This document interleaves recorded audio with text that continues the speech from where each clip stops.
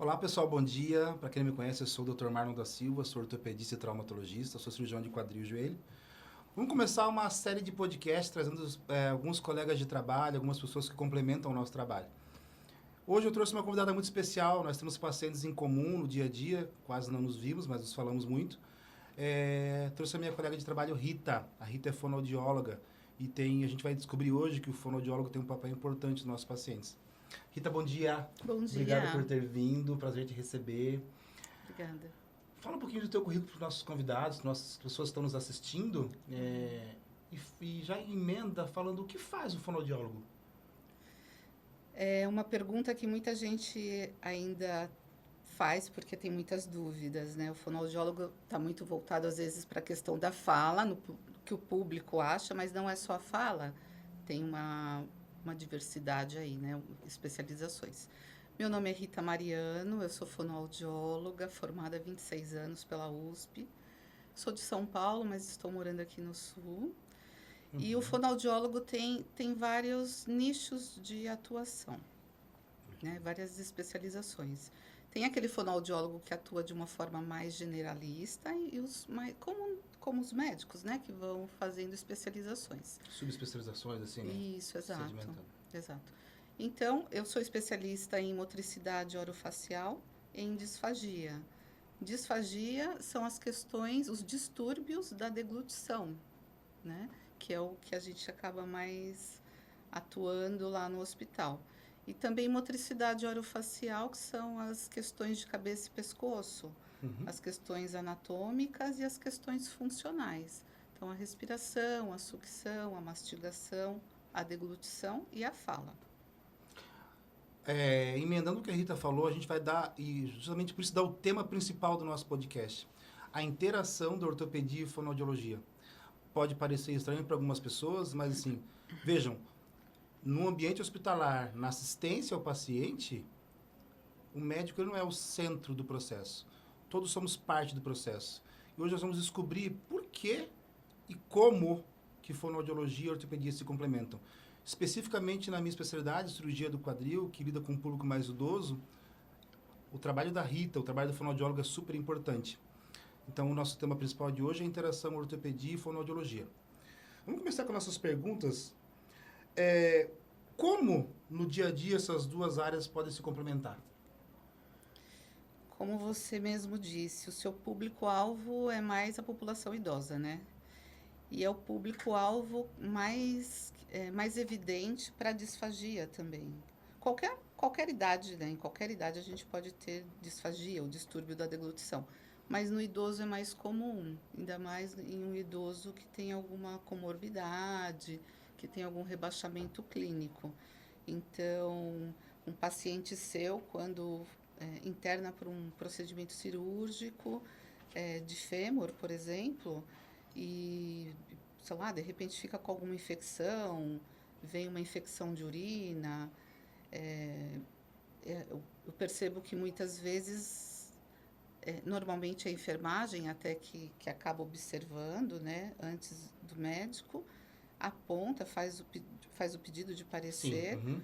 porque percebe que o paciente vai tendo um desempenho menor com a função alimentar. E aí eu entro avaliando o paciente da ortopedia ou qualquer outra área. Eu sempre falo para as pessoas, e acho que já gravei alguns temas falando sobre isso, o idoso ele não é mais sensível, ele não é como se fosse uma criança. Cada público, cada faixa etária tem suas particularidades.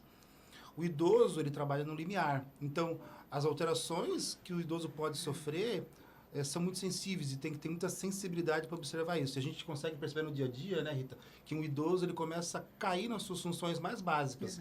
E precisa ter essa sensibilidade. Não raro nós temos familiares de pacientes que dizem ele não está se alimentando, ele não está comendo. E aí que entra a função do fono. Não está se alimentando por quê? Não está comendo por quê? Porque ele não quer? Porque ele não consegue? Como é que você consegue observar esses casos assim, Rita, de um idoso que ele acaba não se alimentando? Nem sempre não é recusa alimentar, né? Pode ser a função da deglutição, função orofacial, não é? Sim. Eu acho que o primeiro ponto é a comunicação entre família e idoso. Tem alguns idosos que vão deixando de se comunicar de uma forma mais efetiva. Sim. Então, a família, ela consegue observar o que está acontecendo com Sim. ele, mas ele não consegue trazer o que está acontecendo, né? Então, muitas vezes a família fica só naquele visual. Ah, não está comendo, a comida que está ruim, troca a comida, tempera mais, muda o sistema, mas às vezes não é só isso, né? O que eu percebo bastante nos idosos, de início mesmo, é a questão de dentição. Uma grande parte já não tem mais a dentição natural ou é parcial. E às vezes Uhum. tem alguma questão dentária que que não é vista, né? Que aquele idoso que já não vai mais ao dentista, que às vezes não traz uma queixa de dor, de incômodo na boca em relação a alguma ferida. Eu já peguei idoso com prótese dentária que fazia uma ferida razoavelmente extensa no palato, deveria doer bastante aquilo, mas não falava para a família. Então, na verdade, eu fico fazendo uma analogia com a minha área de trabalho, que nós começamos pelo exame físico, pela história, obviamente, depois pelo exame físico. O exame da boca é fundamental, então. Ah, fundamental. Então, Em todas as áreas, eu acho que o idoso, você disse que o idoso não é um paciente especial, né? Mas o que eu vejo é que o idoso, dependendo das comorbidades, uhum, principalmente quando tem questões demenciais, é um idoso que precisa de mais assistência, muita. né? Ele precisa ser mais cuidado, como uma criança, às vezes, até, Uhum. porque ele não fala o que ele está sentindo, né? Ele não fala, às vezes, o que está incomodando. É, a literatura traz que muitas questões neurológicas começam a aparecer a partir de 65 anos, né?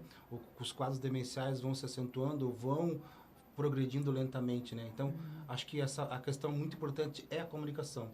E Sim. eu tenho que te dizer que no meu dia a dia, eu olho hoje, trabalhando com idoso, que é a minha paixão, eu vejo que uma das partes mais difíceis do meu trabalho é lidar com a família. Não que a família seja chata, mas eu vejo que hoje, no meu dia a dia, na minha breve experiência, a cirurgia, ela é 30% do processo. Principalmente no que tange a recuperação do idoso. Sim. Porque eu vou precisar muito dessa família. Eu vou precisar do fisioterapeuta, vou precisar do fonoaudiólogo, mas eu vou precisar muito da família. E a gente consegue entender que muitas coisas esbarram na questão da comunicação. Então, onde não há comunicação, começam as falhas. Né? Eu já tive perdas, já tive desfechos desfavoráveis por falta de interação família e paciente. Então, assim... Exatamente. E me pergunto se muitas vezes esses pacientes se perderam ou sucumbiram pela ausência de comunicação. E aí me vem a pergunta, será que eles conseguiam se comunicar? Será que eles conseguiam expressar aquilo que era mais sensível? E o que me chamou a atenção, o que me levou a te trazer foi a questão alimentar mesmo, porque numa questão de 0 a 10, eu diria que 7 eu tenho problemas com a alimentação. E aí eu tive que esmiuçar isso. Será que os idosos não conseguiam engolir? Será que os idosos tinham problema na boca?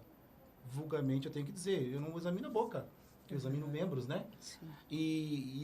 Uma conversa que nós tivemos informalmente me fez pensar sobre isso, né? E eu já saí diferente dessa conversa que nós tivemos e eu vou sair diferente dessa. Porque você pode fazer a melhor cirurgia. Se não tem nutrição, se não tem comunicação, como é que eu vou tratar? Rita, você consegue trazer pra gente algum caso, ou alguns casos práticos do seu dia a dia? Tenta buscar na tua mente alguma coisa que venha te lembrar se a questão do idoso. E depois eu tenho mais uma pergunta que me formulou agora, que me vem a questão que as pessoas me perguntam muito. Mas vamos lá, por partes. Tem algum caso de fonoaudiologia com adulto, com idoso que você queira trazer, que você lembre, assim? O que eu vejo, assim, que é bem recorrente é um idoso que interna por qualquer motivo, mas com um quadro já de inapetência. Então, ele já vem recusando a comida, às vezes ele vem já com uma perda de peso ponderal, e isso às vezes fica ali, a família fica patinando, às vezes leva num geriatra, leva num outro especialista, mas não tem uma investigação mais profunda ali. Uhum. Então, quando eu vejo assim pacientes inapetentes, né, a primeira coisa realmente é a investigação da boca, ver se está tudo bem.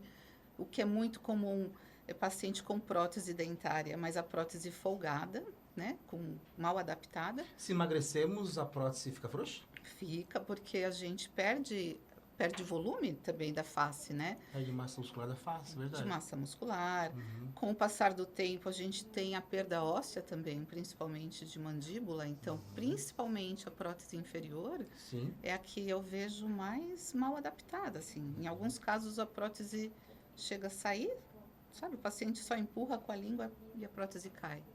E não é para ser tão frouxa. Não, tem que ser bem ajustada, né? Imagina comer, ter que triturar o alimento com o seu dente folgado, né? Dançando para lá e para cá, se mexendo. É muito difícil. Então, isso incomoda. Então, o idoso já tem uma perda. Eu sempre digo, né? Quando a gente vai envelhecendo, a gente não perde só a musculatura de braço, de perna. A musculatura orofacial também. Então, às vezes, a gente tem um idoso que já tem perda dessa força muscular orofacial. Às vezes, essa perda de força ou diminuição da força já altera a função da deglutição, junto ou não, às vezes, a função da mastigação. Aí, se tem uma prótese mal adaptada ou uma ausência de dentes, é muito comum também, eu vejo assim, um dente aqui, outro ali. Um posicionamento aí. Aí não tem oclusão, né? Para a gente triturar o alimento tem que ter dente tocando em dente, né? Sim. Se tem o de cima, sei lá, o primeiro molar e não tem o segundo, como que vai triturar ali, né? Ou tem só os de cima e nenhum de baixo? E aí acontecem as broncoaspirações, né? Ou alimentos Exato. mal triturados. Emendando o caso dia a dia, eu tenho muitos, não muitos, mas eu tenho um número razoável de idosos que acabam broncoaspirando, que acabaram broncoaspirando, ou seja, broncoaspirar, gente, é quando o paciente a comida acaba indo para o lugar errado, tá?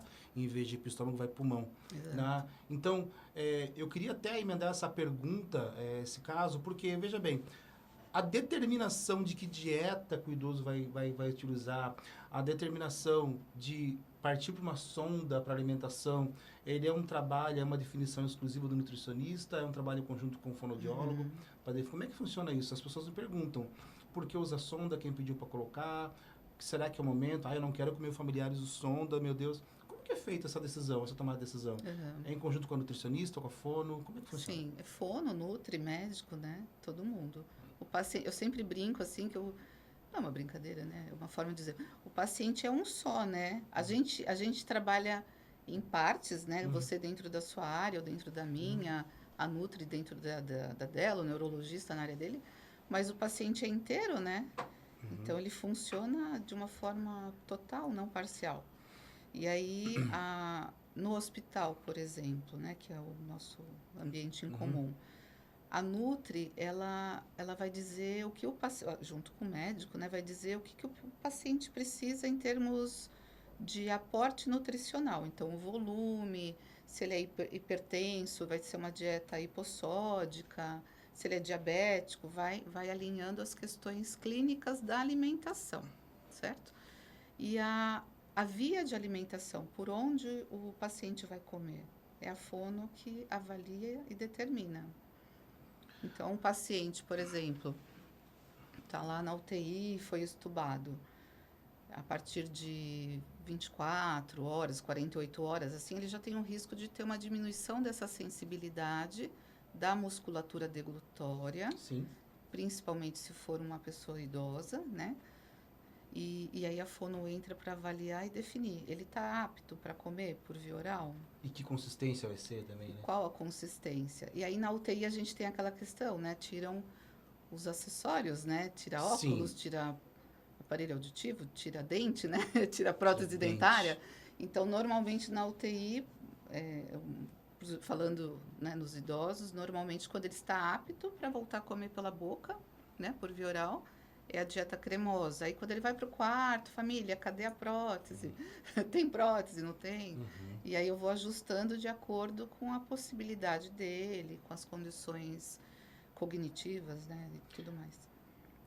Eu fiquei fazendo uma analogia com o meu trabalho, eu fiz a minha cirurgia, eu fiz a prótese de quadril, corrigi a fratura do fêmur, eu tenho que fazer o caminho de volta da doença, né? Veja, vamos botar para andar, vamos fazer fisioterapia. E a fono? Como é que funciona o trabalho de recuperação, de trazer essa função de deglutição, de fala para o paciente? É tão oneroso em termos de tempo como é o meu tempo, muitas vezes é oneroso em termos de tempo, demora. Como que funciona? Dá para dar uma explanada de como é que funciona essa recuperação? Vamos tirar da sonda, como é que é feito o acompanhamento? Vamos trabalhar para ele conseguir deglutir com facilidade? Como que funciona o trabalho da fono nesse contexto?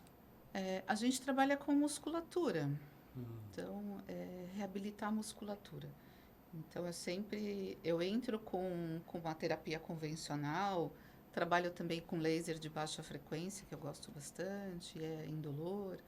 Gosto de trabalhar com bandagem elástica, que é a kinesiotaping. Então, a gente vai, né, vai se aperfeiçoando, vendo novos manejos terapêuticos, né, com os cursos por aí. E é um trabalho, depende muito assim como na sua área, né?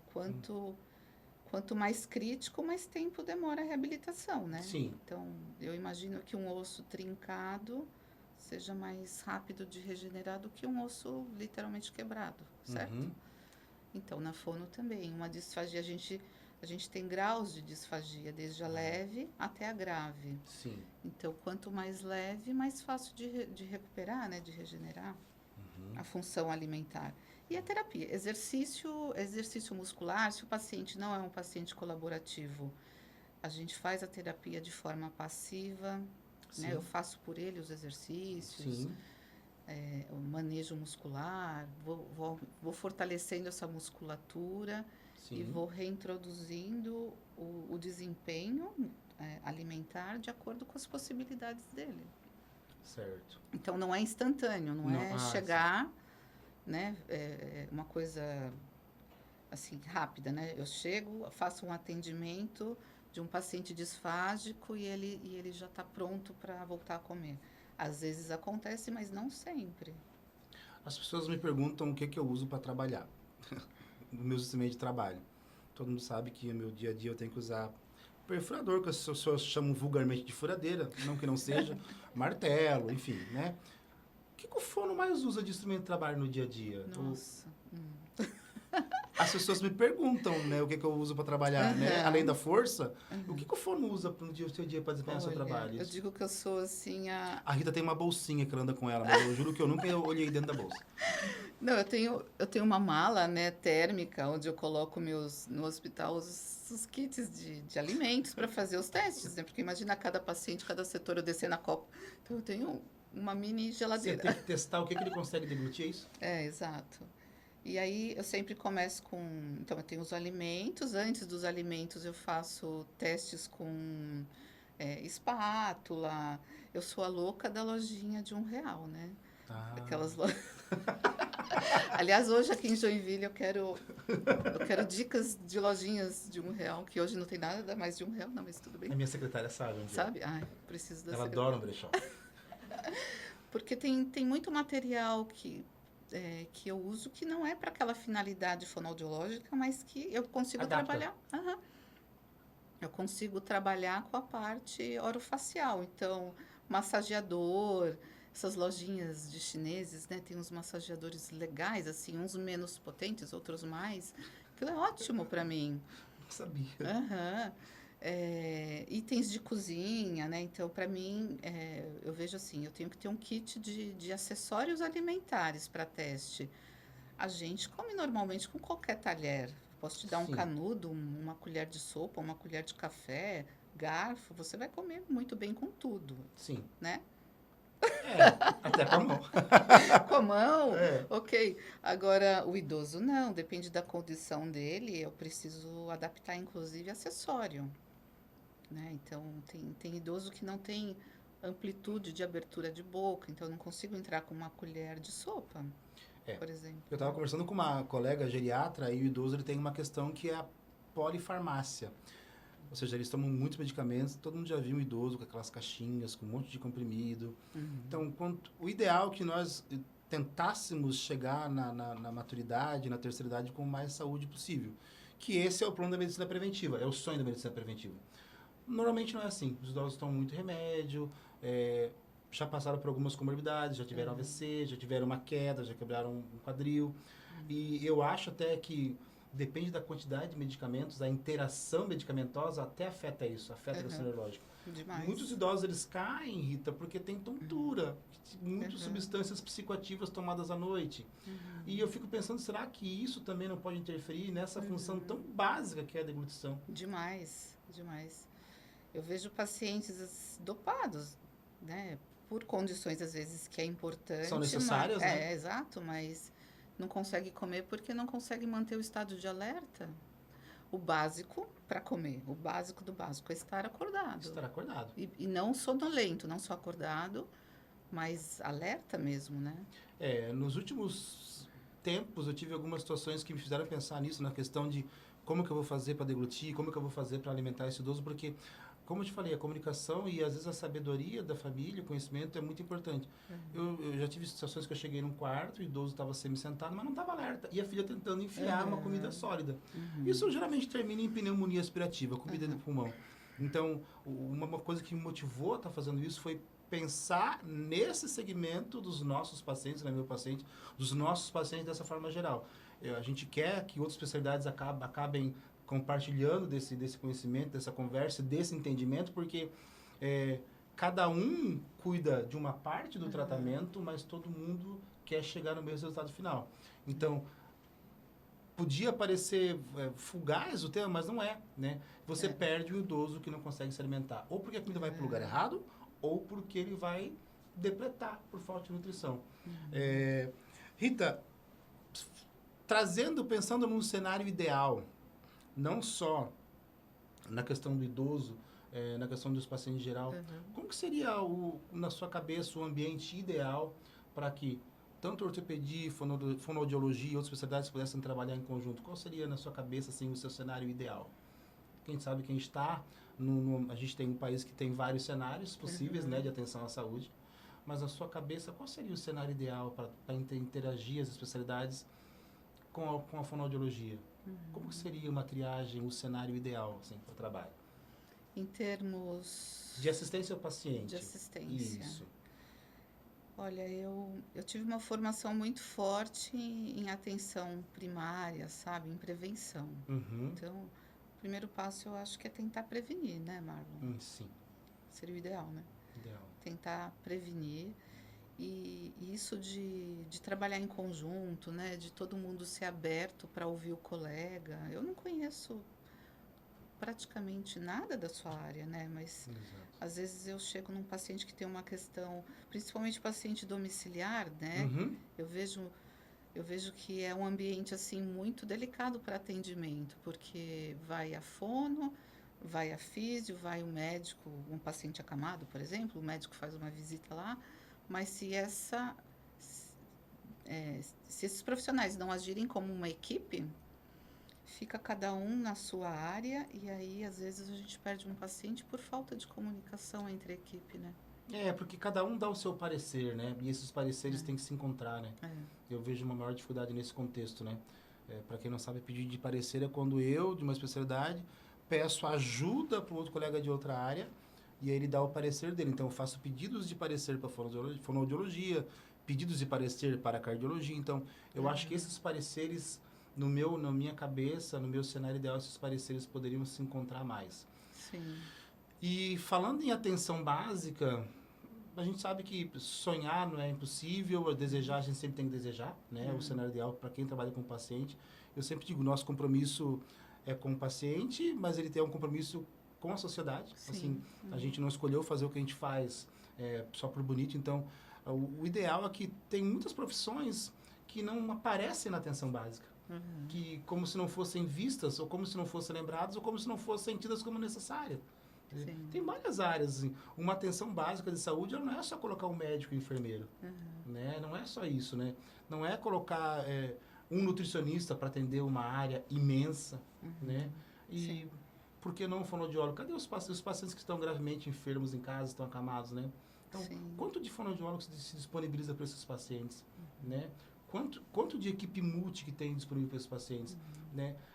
A gente não quer, nesse contexto, abreviar a morte ou abreviar o sofrimento. A gente quer fazer o que é possível. Então, assim, eu acho que o meu você falou do seu cenário ideal, né? Na vida intra-hospitalar, ok. Mas na vida extra-hospitalar, eu acho que o cenário ideal seria todas as áreas de atuação ao paciente disponíveis. Que é um sonho, que é o ideal. A gente sabe que no real não é assim, certo? Sabe uma dúvida que eu tenho? Acho que a gente, não sei como linkar isso aí. Até esses dias teve uma paciente lá, estava num A, ela teve uma fratura, então ela estava com aquela gaiola, sei lá como que se Fixador chama. externo. É um nome bonito, né? Mas parece uma gaiola. Aquele lance lá. E aí eu chego para avaliar e a família às vezes, não pode, porque dói, né? Porque imagina que dói. E aí eu tenho alguns pacientes da ortopedia que eu fico, tá, até quanto eu posso elevar o decúbito? Ok. E uma outra dúvida que eu tenho. Para aí. Agora sou eu que vou entrevistar. Outra dúvida que eu tenho. Tá, você atua... A diferença de atuação do cirurgião de cabeça e pescoço... A cabeça tudo bem, mas assim, por exemplo, uma lesão de osso em vértebra, sei lá, cervical. É o ortopedista. É que você tá em outro, né? Tá mais para baixo você, né? Mas é o ortopedista. Eu nunca sei assim exatamente. Vamos começar pela segunda pergunta, depois eu respondo a primeira. Bom, a lesão de vértebra cervical, né? Então, falando do osso, da coluna cervical, duas especialidades conseguem atuar na coluna vertebral, no todo. No nosso serviço, a coluna vertebral, tanto cervical, torácica e lombar, é a neurocirurgia que aborda. Sim, a neuro também. Mas existe o cirurgião de coluna ortopedista, que basicamente faz a mesma coisa, tá? Basicamente, algumas nuances talvez não com o neurocirurgião, mas osso na coluna cervical, osso na coluna, é neurocirurgião e ortopedista, dependendo de como o hospital lida e compactua isso. Aqui só mexe neurocirurgião. Onde eu fiz residência, nós, como ortopedistas, operávamos e cuidávamos das lesões ósseas na coluna cervical, lombar ou torácica. Desde que não tenha risco medular. Quando tem risco medular é o neurocirurgião, então é isso? Necessariamente não. A gente abre a lâmina da dura mater, pode mexer no dura mater, tira a hérnia cervical como neurocirurgião. As duas especialidades, elas atuam junto. Inclusive, alguns congressos da cirurgia de coluna, você vai encontrar lá neurocirurgiões e ortopedistas, tá? Legal. Tem grandes cirurgiões de coluna neurocirurgiões, tem grandes cirurgiões de coluna ortopedistas. Então, é uma área de atuação onde duas especialidades conseguem atuar. Bom, aí eu tenho, sei lá, uma lesão tumoral que envolve massa, que envolve partes moles ao redor da coluna. Aí tem que entrar cabeça e pescoço, tá? Bom, falando do fixador externo, que o pessoal chama de gaiola, Rita, né? Ai, meu Deus, aquelas antenas. Aí tem nome de antena, gaiola, churrasqueira, tipo, tem vários apelidos. Churrasqueira é muito ótimo, né? O fixador externo é a medida de tratamento para as fraturas. Vai ficar para sempre? Muitas vezes sim. Para que eu ponho fixador externo? Eu tive uma fratura e eu preciso controlar os danos que a fratura fez em cima de osso, gordura, músculo, né? Eu preciso deixar aquilo estável, parado, rígido, para fazer uma cirurgia definitiva posteriormente. Vamos usar o exemplo do fêmur. O cara tá lá com fixador externo no fêmur, sofreu uma fratura de fêmur, que é um osso longo, deu uma pancada forte, foi para UTI, ficou entubado, melhorou do traumatismo craniano, a fono já foi lá, já começou a alimentar, já tirou a sonda, colocou as bandagens. Ele tá bem. Então, a gente pode fazer a cirurgia definitiva. Tá? Então, aquele fixador externo ele pode ser temporário, provisório, e muitas vezes o paciente está tão grave, ficou tão grave, talvez aquela foi a única medida de tratamento para aquela fratura. Muitas vezes o paciente vai usar um fixador externo para tratamento da fratura, né? Que tem aqueles fixadores redondos, ou tem os fixadores hexapodais, que parecem um triângulo, que são fixadores que, além de tratar a fratura, alongam o osso, corrigem deformidades angulares, o osso está torto. Então, existem vários modelos de fixador. O que nós vemos no SUS, basicamente, é o fixador, aquele que é circular, chamado de Lizarov, que é para tratamento de fratura também e alongamento. Os lineares são aquelas antenas mais retas, que é muito comum você ver, são para tratamento estadiado. Você tratou a fratura por um tempo, daqui a 1 ou 2 semanas você faz a cirurgia definitiva. Mas aí eu posso mexer no paciente? Eu posso tocar naquele troço? Sim, ele está preso no osso. Então, a fratura está completamente parada pelo fixador externo, então eu posso A gente brinca, a gente pode até erguer aquela perna pelo fixador que não vai soltar. Uau. Claro que quem vê aquilo acha muito horrível, né? Aham. Mas ele está preso no osso, nos primeiros dias ele é um pouco doloroso. Quando ele está há muito tempo, ele já está fixo, então não dói tanto. E a principal função é deixar aqueles ossos que estão todos espatifados, presos por um sistema externo, parado até a cirurgia definitiva. Então, a depender de onde é o fixador, você pode mexer com o paciente, posicionar aquela gaiola numa posição que fique confortável, às vezes tem no braço, às vezes tem na perna, mas isso não te impede de mexer com o paciente. Aliás, o fixador externo, ele te dá a possibilidade de mexer com o paciente até a cirurgia definitiva, porque aquela parte, aquele membro quebrado não está todo mole, não está todo torto. Então, até a cirurgia definitiva é uma opção muito interessante. Eu sempre brinco que o fixador externo tem que ser muito bem colocado, mesmo que seja uma cirurgia que eu sei que eu vou fazer uma cirurgia definitiva daqui a 2 semanas. Por quê? Se esse paciente tem qualquer complicação clínica, era só uma fratura de fêmur, mas ele fez uma embolia pulmonar, uma trombose no pulmão, ele vai para UTI. E aquele membro tem que estar alinhado, tem que estar bem fixo, então ele tem que ser colocado direitinho, pensando às vezes no pior. Se acontece o pior com o paciente, ele está com o fixador externo bem colocado, membro bem alinhado, e às vezes algo que poderia ser provisório pode ser definitivo. Então pode pegar, pode mexer, não vai arrancar. Só sai com o paciente sob anestesia. Aqueles pinos estão cravados no osso. Então, mesmo pensando em quadril, né? Quando eu mudo, elevo o decúbito do paciente, A fratura... às vezes ele reclama. Ele, né? Ou a família fica, não mexe, assustado, não. né? Ele fez uma cirurgia. O fixador que está no anel pélvico, né, vulgarmente na bacia, ele é mais desconfortável para o paciente. Nós temos 2 somente internados, ele é mais desconfortável, mas não te impede de mexer um pouco com os pacientes. Dá para virar o paciente de lado, às vezes elevar um pouquinho o decúbito para poder tentar alimentar ele. Claro que ele vai bater aqui no abdômen, né, porque são aquelas antenas. O fixador de bacia, ele já é para uma situação muito drástica. Se o indivíduo usou um fixador externo, né, na bacia, está com a sua pelve fixador externo, subentende-se que boa coisa não foi. Porque as fraturas do anel pélvico são fraturas que demandam uma energia muito grande, uma pancada muito grande para acontecer. Ele é mais desconfortável, mas não te impede de elevar o decúbito do paciente uns 25, 30 graus para tentar alimentar.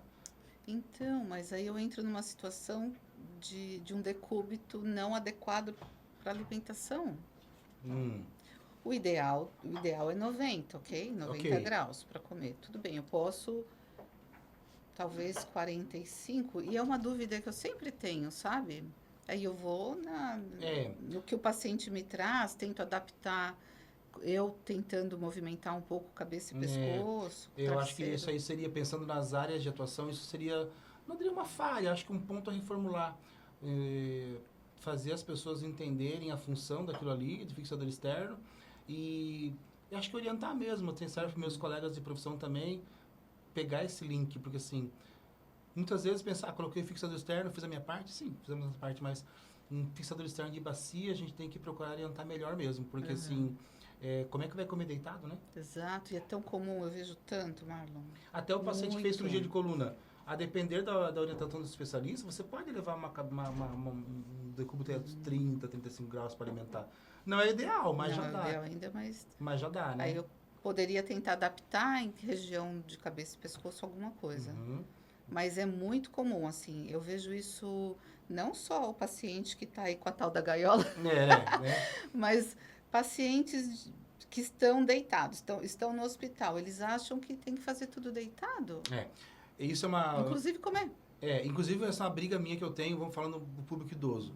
Né? Na esmagadora maioria das cirurgias de quadril, ou uma prótese de quadril, algumas fraturas que a gente fixa, a orientação inicial é que o paciente sente e caminha no dia seguinte. Sim, pacientes que põem uma prótese de quadril sentam e caminham com o andador no dia seguinte. A minha grande briga, tanto dentro do hospital com a família e depois na alta, é tirar da cama. Né? Aquela cama, ela tem que ter que a cama é feita para dormir, né? E muitas vezes, a depender da patologia da doença, orientar para que saia da cama, né? Para que sente um pouco, né? Eu tenho pacientes, por exemplo, eu tive pacientes que eu não conseguia tirar da cama para dar banho. Então, esse negócio de tirar da cama tem que ser uma coisa muito bem discutida e dizer, eu ponho nas minhas prescrições, sentar fora do leito, né? E talvez tinha que atentar a isso, né?